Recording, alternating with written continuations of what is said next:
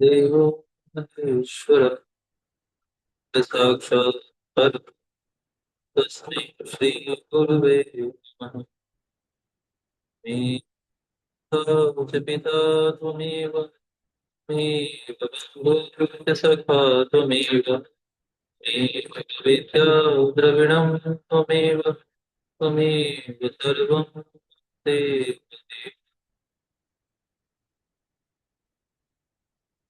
इस अध्याय में पिशाच मोचन कुंड एवं कपरदीश्वर का महात्म्य, पिशाच तथा शंकुकर्ण मुनि के मुक्त होने की कथा और गया आदि तीर्थों की महिमा का वर्णन किया गया है। श्री नारद जी कहते हैं, युधिष्ठिर, वाराणसीपुरी में कपरदीश्वर के नाम से एक प्रसिद्ध शिवलिंग है जो अविनाशी माने गए हैं। वहां स्नान करके पितरों का विधिवत तर्पण करने से मनुष्य समस्त पापों से मुक्त हो जाता है तथा भोग और मोक्ष प्राप्त कर लेता है। काशीपुरी में निवास करने वाले पुरुषों के काम क्रोध आदि दोष तथा संपूर्ण विघ्न कपरदीश्वर के पूजन से नष्ट हो जाते हैं। इसलिए परम उत्तम कपरदीश्वर का सदैव दर्शन करना चाहिए। यत्न पूर्वक उनका पूजन तथा वेदोक्त स्तोत्रों के द्वारा उनका स्तवन भी करना चाहिए। कपरदीश्वर के स्थान में नियम पूर्वक ध्यान लगाने वाले शांत चित्त योगियों को 6 मास में ही योग सिद्धि प्राप्त होती है। इसमें तनिक भी संदेह नहीं है। पिशाच मोचन कुंड में नहाकर कपरदीश्वर के पूजन से मनुष्य के ब्रह्म हत्या आदि पाप नष्ट हो जाते हैं। पूर्व काल की बात है, कपरदीश्वर क्षेत्र में उत्तम व्रत का पालन करने वाले एक तपस्वी ब्राह्मण रहते थे। उनका नाम था शंकुकर्ण। वे प्रतिदिन भगवान शंकर का पूजन, रुद्र का पाठ तथा निरंतर ब्रह्म स्वरूप प्रणव का जप करते थे। उनका चित्त योग में लगा हुआ था।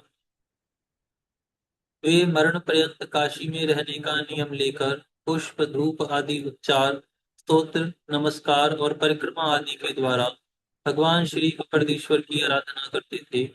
एक दिन उन्होंने देखा, एक भूखा प्रेत सामने आकर खड़ा है। उसे देख मुनि श्रेष्ठ शंकुकर्ण को बड़ी दया आई। उन्होंने पूछा, तुम कौन हो और किस देश से यहाँ आए? पिशाच भूख से पीड़ित हो रहा था। उसने शंकुकर्ण से कहा, मुनि, मैं पूर्व जन्म में धन धान्य से संपन्न ब्राह्मण था। मेरा घर पुत्र पौत्र आदि से भरा था, किंतु मैंने केवल कुटुंब के भरण पोषण में आसक्त होकर सभी देवी देवताओं, गौओं तथा अतिथियों का पूजन नहीं किया। कभी थोड़ा बहुत भी पुण्य का कार्य नहीं किया।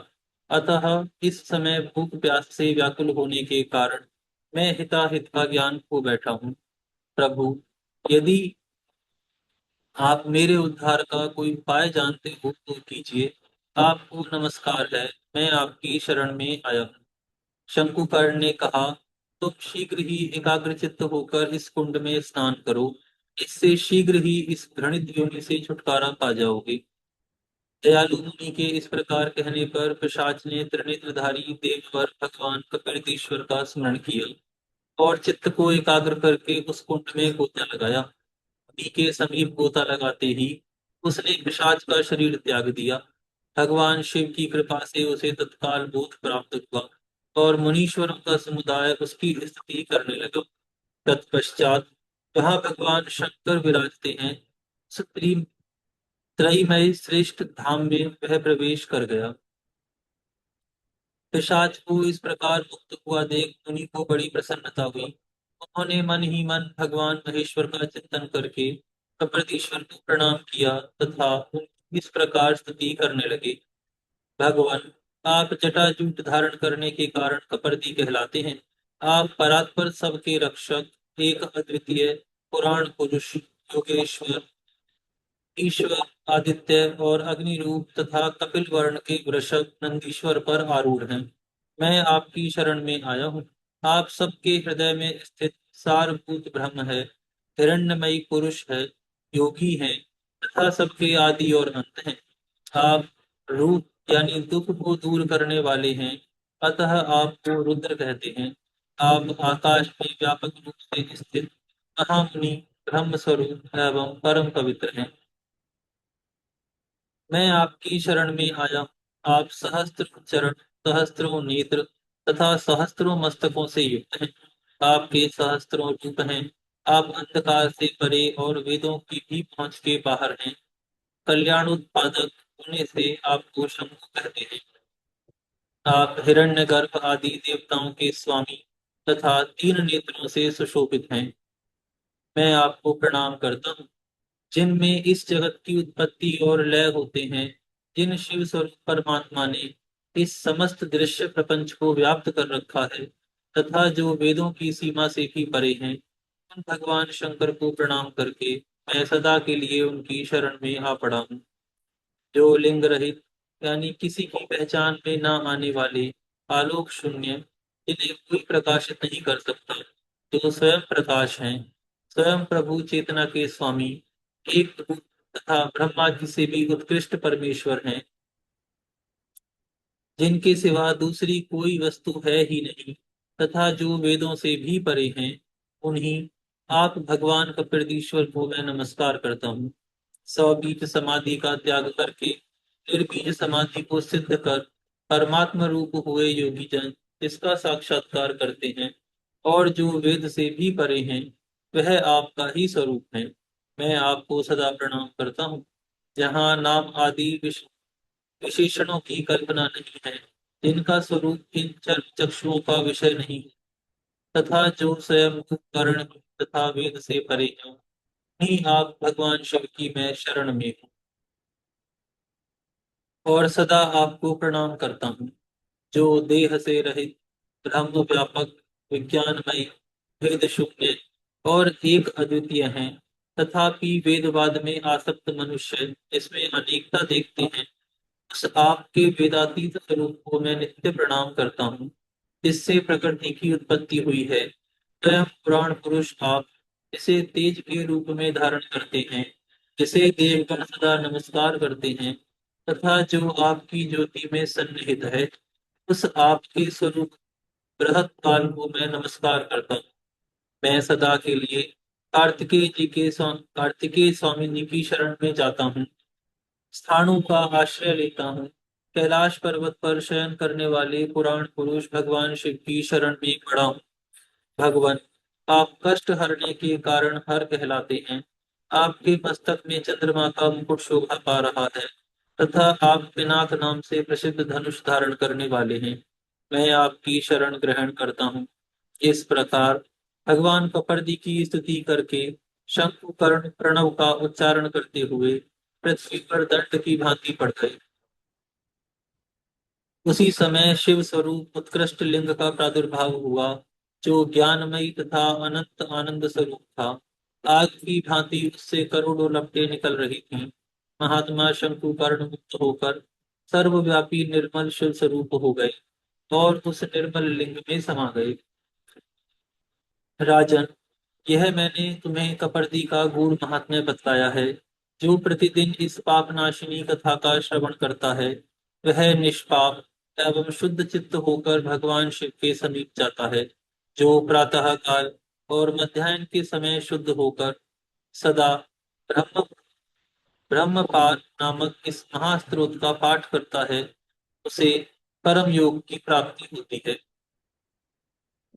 तदनंतर गया जी में जाकर ब्रह्मचर्य का पालन करते हुए एकाग्रचित्त होकर स्नान करें। भारत, वहां जाने मात्र से मनुष्य को अश्वमेध यज्ञ का फल प्राप्त होता है। वहां अक्षय वट नाम का वट वृक्ष है, जो तीनों लोकों में विख्यात है। राजन, वहां पितरों के लिए जो पिंडदान किया जाता है, वह अक्षय होता है। उसके बाद महानदी में स्नान करके देवताओं और पितरों का तर्पण करें। इससे मनुष्य अक्षय लोकों को प्राप्त होता तथा अपने कुल का भी उद्धार कर देता है। तत्पश्चात ब्रह्मरण्य में स्थित ब्रह्मसर की यात्रा करें। वहां जाने से पुंडरीक यज्ञ का फल प्राप्त होता है। राजे, वहां से विश्वविख्यात धेनु तीर्थ को प्रस्थान करें और वहां एक रात रहकर तिल की धेनु दान करें। ऐसा करने वाला पुरुष सब पापों से शुद्ध हो निश्चय ही सोमलोक में जाता है। वहां बछड़े सहित कपिला गौ के पद चिन्ह आज भी देखे जाते हैं। उन पद चिन्हों में से जल लेकर आचमन करने से जो कुछ घोर पाप होता है वह नष्ट हो जाता है। वहां से गृध्रपट की यात्रा करें। वह शूलधारी भगवान शंकर का स्थान है। वहां शंकर जी का दर्शन करके भस्म स्नान करें। सारे अंगों में भस्म लगाएं। ऐसा करने वाला यदि ब्राह्मण हो तो उसे 12 वर्षों तक व्रत करने का फल प्राप्त होता है और अन्य वर्ण के मनुष्यों का सारा पाप नष्ट हो जाता है। तत्पश्चात उदय पर्वत पर जाएं। वहां देवी सावित्री के चरण चिन्हों का दर्शन होता है। उस तीर्थ में संध्योपासन करना चाहिए।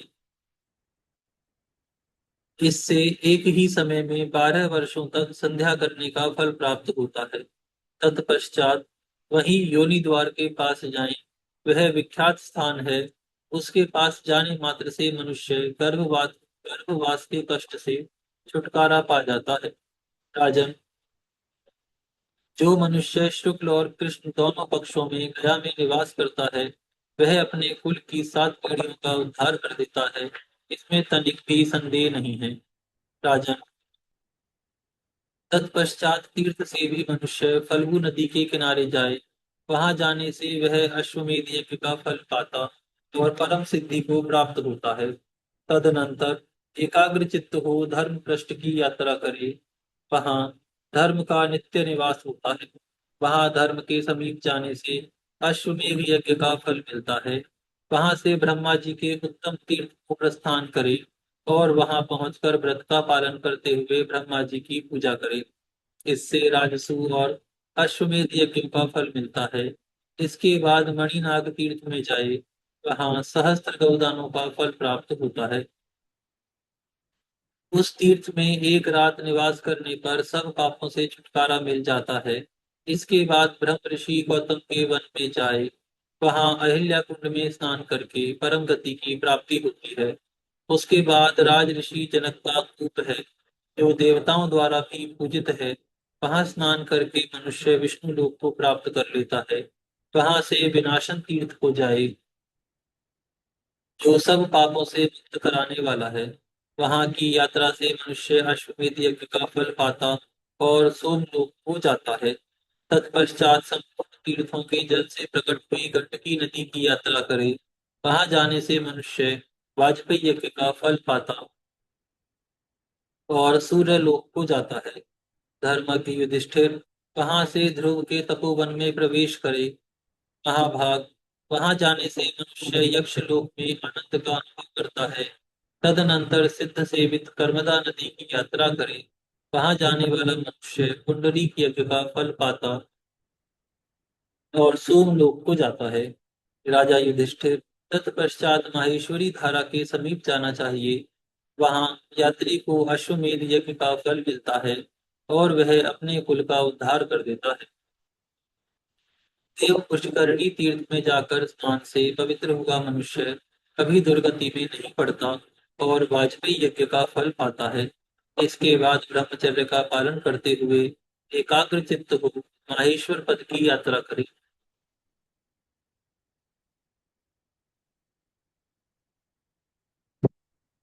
वहां स्नान करने से अश्वमेध यज्ञ का फल मिलता है। भरत श्रेष्ठ, माहेश्वर पद में 1 करोड़ तीर्थ सुने गए हैं। उनमें स्नान करना चाहिए। इससे पुंडरीक यज्ञ के फल और विष्णु लोक की प्राप्ति होती है। तदनंतर भगवान नारायण के स्थान को जाना चाहिए।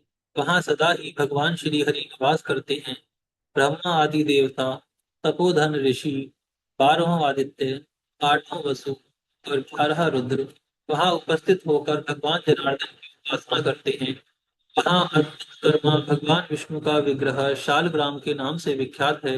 उस तीर्थ में अपनी महिमा से कभी च्युत न होने वाले और भक्तों को वर प्रदान करने वाले त्रिलोकीपति श्री विष्णु का दर्शन करने से मनुष्य विष्णु लोक को प्राप्त होता है। वहां एक कुआं है जो सब पापों को हरने वाला है। उसमें सदा चारों समुद्रों के जल मौजूद रहते हैं। वहां स्नान करने से मनुष्य कभी दुर्गति में नहीं पड़ता और अविनाशी एवं महान देवता वरदायक भगवान श्री विष्णु के पास पहुंचकर तीनों ऋणों से मुक्त हो चंद्रमा की भांति शोभा पाता है। जातिस्वर तीर्थ में स्नान करके पवित्र एवं शुद्ध चित्त हुआ मनुष्य पूर्व जन्म के स्मरण की शक्ति प्राप्त करता है। वट वटेश्वरपुर में जाकर उपवास पूर्वक भगवान केशव की पूजा करने से मनुष्य मनोवांछित लोगों को प्राप्त होता है। तत्पश्चात सब पापों से छुटकारा दिलाने वाले वामन तीर्थ में जाकर भगवान श्री हरि को प्रणाम करने से मनुष्य कभी दुर्गति को नहीं प्राप्त होता। भरत का आश्रम भी सब पापों को दूर करने वाला है। वहां जाकर महापातक नाशिनी औषधि यानी कोसी नदी का सेवन करना चाहिए। ऐसा करने वाला मानव राजस्व यज्ञ का फल पाता है। तदनंतर परम उत्तम चंपकारण्य यानी चंपारण की यात्रा करें।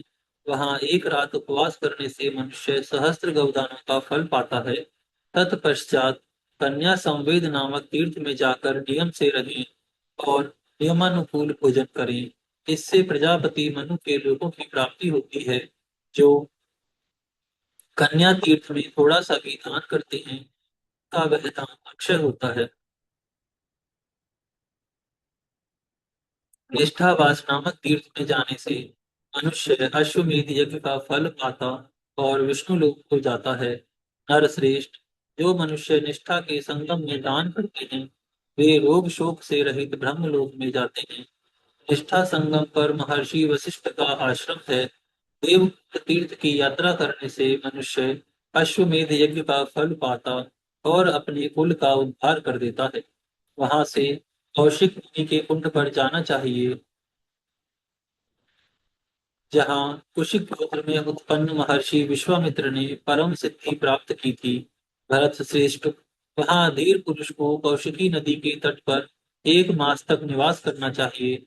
एक ही मास में वहाँ अश्वमेध यज्ञ का पुण्य प्राप्त हो जाता है। कलिका संगम एवं कौशिकी तथा अरुणा के संगम में स्नान करके 3 रात तक उपवास करने वाला विद्वान सब पापों से मुक्त हो जाता है। स्कंददी नामक तीर्थ में जाने से द्विज कृतार्थ हो जाता है तथा सब पापों से शुद्ध हो स्वर्ग लोक प्राप्त होता है। मुनिजन सेवित मद्यनाथ तीर्थ में जाकर स्नान करना चाहिए। इससे सब पाप छूट जाते हैं। तदनंतर चंपापुरी में जाकर गंगा जी के तट पर तर्पण करना चाहिए।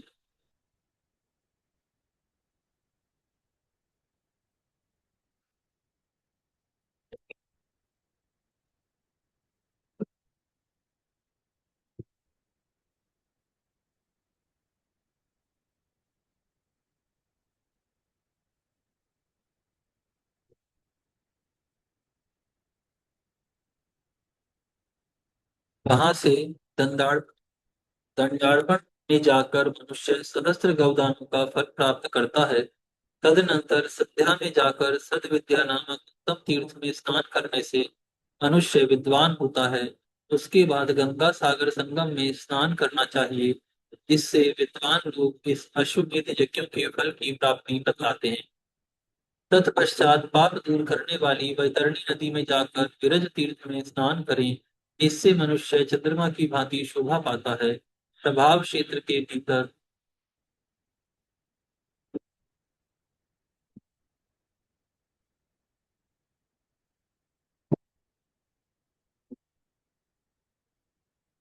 तत्पश्चात पाप दूर करने वाली वैतरणी नदी में जाकर विरज तीर्थ में स्नान करें। इससे मनुष्य चंद्रमा की भांति शोभा पाता है। प्रभाव क्षेत्र के भीतर कुल नामक तीर्थ में जाकर मनुष्य सब पापों से छूट जाता है तथा सहस्त्र गौदानों का फल पाकर अपने कुल का भी उद्धार कर देता है। सोन नदी और ज्योतिरथी के संगम निवास करने वाला पवित्र मनुष्य देवताओं और पितरों का तर्पण करके अग्निष्टोम यज्ञ का फल प्राप्त करता है। सोन और नर्मदा के उद्गम स्थान पर वंश गुल्म तीर्थ में आचमन करके मनुष्य अश्वमेध यज्ञ का फल प्राप्त करता है। कौशला के तट पर शव तीर्थ में जाकर 3 रात उपवास करने वाला मनुष्य अश्वमेध यज्ञ का फल पाता है।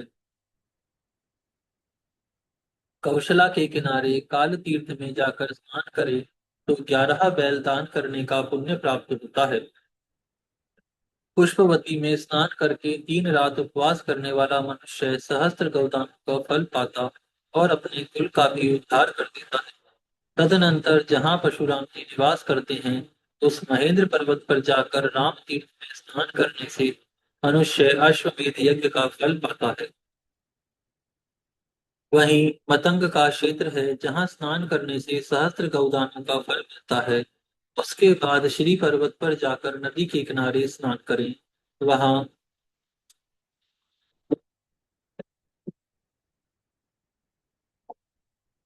वहां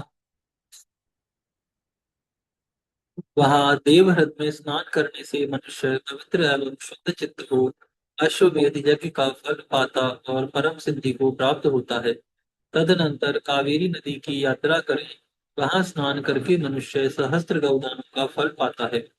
वहां से आगे समुद्र के तटवर्ती तीर्थ में, जिसे कन्या तीर्थ कहते हैं, जाकर स्नान करें। वहां स्नान करने से मनुष्य सब पापों से मुक्त हो जाता है।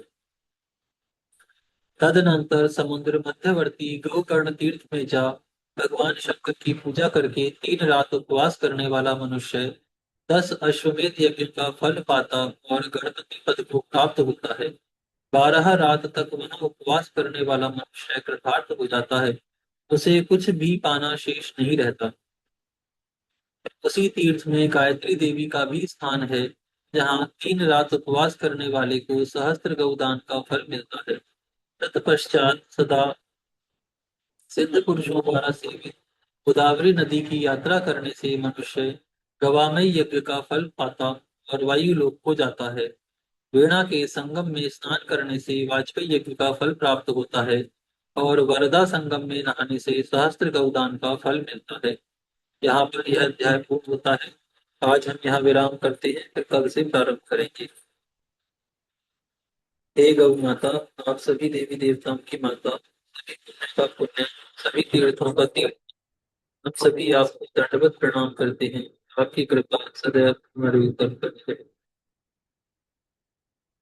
धर्म की जय हो, अधर्म का नाश हो, प्राणियों में सद्भावना हो, विश्व का कल्याण हो। गौ माता, राष्ट्र माता, गौ हत्या बंद हो। आज के आनंद की जय हो। श्री पद्म पुराण की जय हो। नमः श्री पार्वती पते हर हर महादेव। जय श्री राधेश्याम। नमो नारायण।